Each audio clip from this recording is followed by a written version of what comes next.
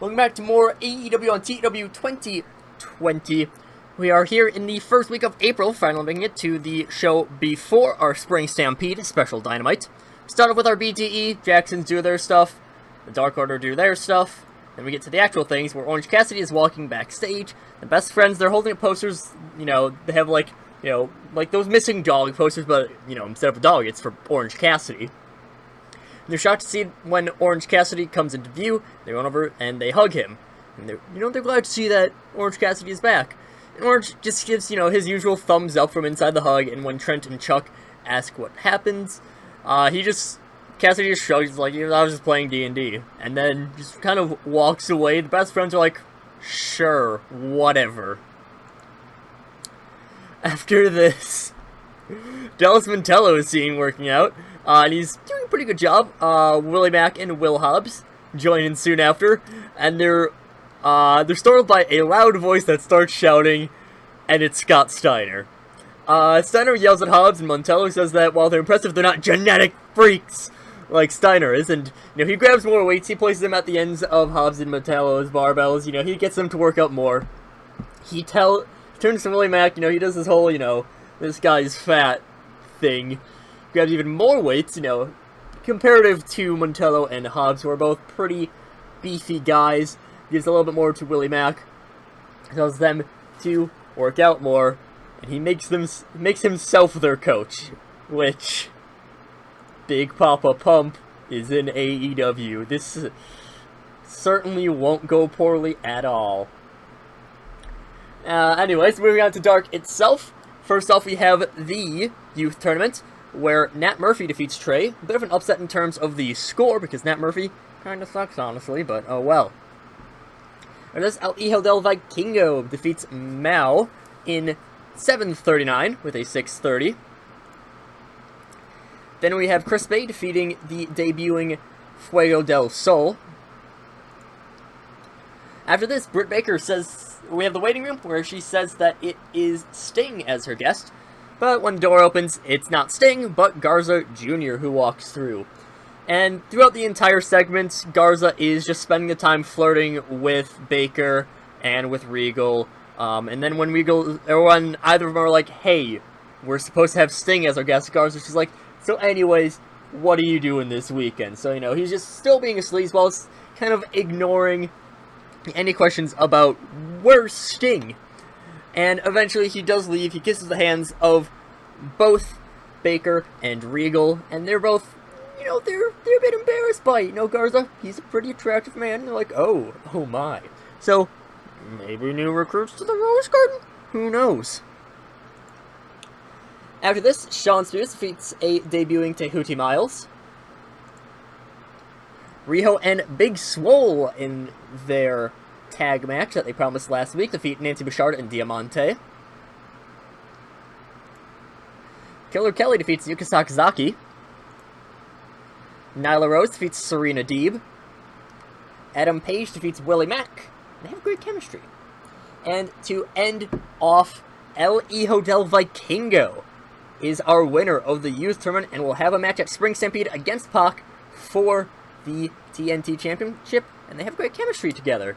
So, very good way to end off the tournament. Moving on to our Dynamite for the first week of April, we start off with the Tag Team #1 Contenders Tournament, where the Lucha Bros defeat the Butcher and the Blade, with Phoenix getting an 86. I switched the setting around to No Style.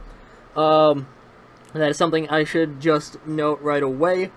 Just because No Style is the best one to go with.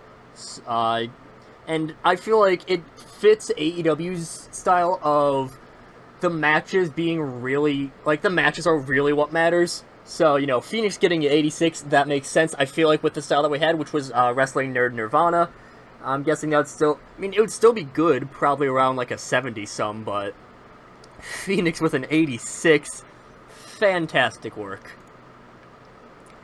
After this, MJF is seen in his lounge. He has his VIP lounge. He looks very relaxed.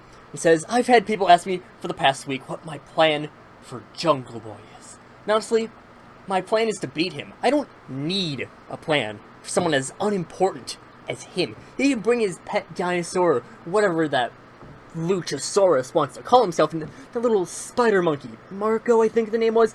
It doesn't matter. Hell, Jack, if you're listening, I want you to bring them to ringside so I can show them that they need to fall in line, that everyone needs to fall in line. You're completely unimportant, Jungle Boy. You're nothing compared to me. Sure, you might have had a chance against Moxley, but with me, there's nothing you could even do to touch me. Jungle Boy, listen to me. I'm better than you, and you know it. Make this easy on yourself. Throw the match, just lie down and let me pin you so I don't have to beat you bloody, although I wouldn't mind if that's what it came to. No matter what happens, I win and you lose, Jungle Boy. So MJF just kind of getting very cocky about his match against Jungle Boy in next week's Spring Stampede special Dynamite. And just saying, you know, well, it definitely would be a statement in order to have Jungle... Like, this is kind of, I don't know, maybe showing a little bit too... Maybe this might just be me thinking too much into my own stories that I don't really think about writing, to be honest. But, this could be something like MJF's thinking, alright, I don't really need to worry about Jungle Boy, and so, you know, he doesn't even think of the implications of, hey, if I don't even have a match, then, yeah. So MJF just kind of thinking through, maybe speaking a little bit higher than his station really should have. After this, oh, that's nice. Zack Sabre Jr. and Charles Betts defeats Tomahawk TT and El Lindemann of Strong Hearts when Charles Betts pins Tomahawk TT with a grand amplitude. The reason I say oh is that chemistry note there. That's... oh my. Obviously, Sabre Jr. a little bit slowed down because of his broken jaw. That will be fine by next week. Actually, if I recall, the injury actually runs out the day before the Spring Stampede. So, that'll be pleasant. And the fact that they have excellent chemistry is so good. After this, the Team Taz's music hits, and all four of the big guys... Taz is still pretty big. Well, he's stocky. He's not really the tallest, but... they just step on his ramp. Betts starts yelling at all four of them, but Taz kind of just ignores him. As Angle enters the ring, because of course he was at ringside for this match. Taz begins to speak and says, "Look, Chucky, you're not intimidating. None of you are. Sure, you got this technical wizard and a bunch of amateur wrestlers, Kurt. But you're nothing compared to my boys here. Brian Cage is an absolute machine. This perfect, muscular peak of human physique. Ricky Stark is more lady than that playboy idiot Gaza could ever get. And Jeff Cobb is a complete monster in the ring. Look, Kurt, you might have numbers, but any one of my guys could take out any of yours. You're just too much of a coward to face my boys here. So you know what, Kurt? I think it's time to take out the trash." After saying that, all of Team Taz rushes the ring, and they easily take out Angle, Betts, and Sabre Jr. And Starks in particular is the one that goes after Sabre Jr., and he's teasing some move to the jaw, maybe even something like a stomp to the jaw, because, at this point, it's fairly obvious, we know that Zack Sabre Jr. had his jaw broken in less than a minute, which I'm still a little bit salty about, almost as much as Griff Garrison injuring Wardlow, but I digress. But afterwards, Dax and Cash, they rush in, and they try to make the save, but they actually fail, with Team Taz managing to beat down Taz. At this point, he went from the ramp into the ring, not really in a rush, but he's inside the ring by the time that the tag champs show up, and Cage, Starks, and Cobb can beat them all down. After this, a video is shown of the Dark tapings, leading with Garza's entrance into the waiting room. And then it cuts to like a split, there's like a split screen. We can hear the audio from the waiting room on Dark. We can see Garza backstage, where him and Kip Sabian are beating down Sting, right as Sting left his limo. Upon entering the arena, Kip leaves a Sting mask beside, and at this point we do have the audio shifted over to them, shifted over to the new footage, and we see Kip Sabian. he's, you know, puts the Sting mask down, and he's ready to, like, almost curb stomp Sting into the mask when Andrew Everett rushes in, and he and Kip start fighting, and Garza, he's kind of, you know, like, you can hear Britt Baker start, you know, start doing the intro for the waiting room, and you can see Garza, he's still, like, wearing his suit, he's still all fancy, and he kind of just, like, you know, preps himself up, you know, makes sure he's all nice and clean, and he walks off to go and join the waiting room. Of course, we saw on Dark, they won't actually see the proper waiting room until next Tuesday, so this is kind of a thing where it's almost like people who watch Dynamite would also know what happened to Sting on Dark. After this, Matt Hardy comes down to do some commentary for the upcoming tag team tournament match, which is between the Private Party and the Future, where, no surprise, the Private Party defeat the Future. Isaiah Cassidy with a 78. It's amazing. Yeah, I would say he looked excellent out there, and I mean, even the Future getting 30s, they're still like 17 pop. So that's very nice. Obviously, Private Party, they do advance on the tournament. That should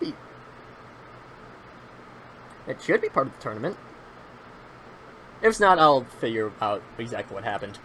After the match, Matt Hardy gets up from commentary and he walks over to the ring, heads to the side of the ring, where the Future are. He starts to talk to them, although we can't really hear what he's saying. The Future eventually brush him off, and they help each other backstage, and Matt Hardy looks more puzzled than angry or anything, and he still follows the two young rookies backstage, and the commentary team is kind of questioning because, you know, these two, they got an upset win over the Hardy Brothers in this tournament earlier on in the first round, but, you know, now he's going to talk to them. Is he going to plan an attack? We don't know. After this, we see Brutality Inc. walking backstage, and they're knocking over anyone that's in their way. And as they're ready to make their way to the ringside for Dijak's match, which is up next, they're stopped by the Inner Circle, mainly Jericho, Austin, and Guevara. Jericho pokes Pac in the stomach with his bat, and he glares at him, says, "How do you like having that title, Pac? It's a nice feeling, isn't it? Well, it's a shame it won't last too long for you. Once I'm done with Coda, I'm going to work my way toward holding every single championship in AEW, because I am Le Champion, but I am more than fine with the Inner Circle in general having a championship. You know Sammy and Ace real well, right?" And Jericho's about to say some more. Dijak takes a step forward, but Pac kind of, you know, puts his hand aside, you know, on the chest of Dijak, like, alright, don't mess with him, you have a match coming up next. Pac looks right into Jericho, like, probably even gets almost nose-to-nose with him, and he just very simply, very plainly says, "I will end your career." And then he brings Pillman Jr., Killer Kelly, out to ringside for Dijak's match, which I'm imagining this is kind of like, they just keep the camera going, they're not even showing Christopher Daniels' entrance, which is a surprise. But Dijak does defeat Daniels in 8 minutes. Daniels he has announced his retirement. I believe it will be shortly after Double or Nothing, so I could probably talk him out of it, but I will start working on a retirement angle for Christopher Daniels. After this, Tenille and Deanna are backstage. They're using their clout as members of the VIPs Club to extort the staff for stuff that's more befitting of the nature, so, you know, better food, better accommodations, maybe better transport to the arena. And they tell one of the road agents to go and get Tony before they could, so that they could be booked into more matches, because they haven't been booked in a match in a while. And they keep kind of just being assholes. But then they're attacked by Shotzi Blackheart with a kendo stick. She really beats on them for a while. And then eventually Shotzi puts Tenille through a table, maybe like a powerbomb. I don't exactly know Shotzi's moveset all too well. So I'm not sure what she really has that could be used to put someone through a table. But she does, and then she gives a middle finger to the camera. After this, the Vision defeats Willpower in 13 minutes. And yeah, unfortunately not too much psychology, but oh well. And yeah, No Style is so good. After this, Jake Roberts just heads into the ring with the mic, and he says the Tag Team #1 Contenders Tournament. It's amazing how many good tag teams that AEW has, yet the most dominant is missing. Lance Archer is the Murder Hawk monster. Lance Archer is even stronger than he ever has been. Now that we have Matt Sydal on our side, he can focus his anger in that ring.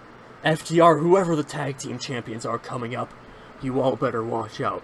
Lance Archer is going to make sure that everybody dies for leaving us out of this tournament.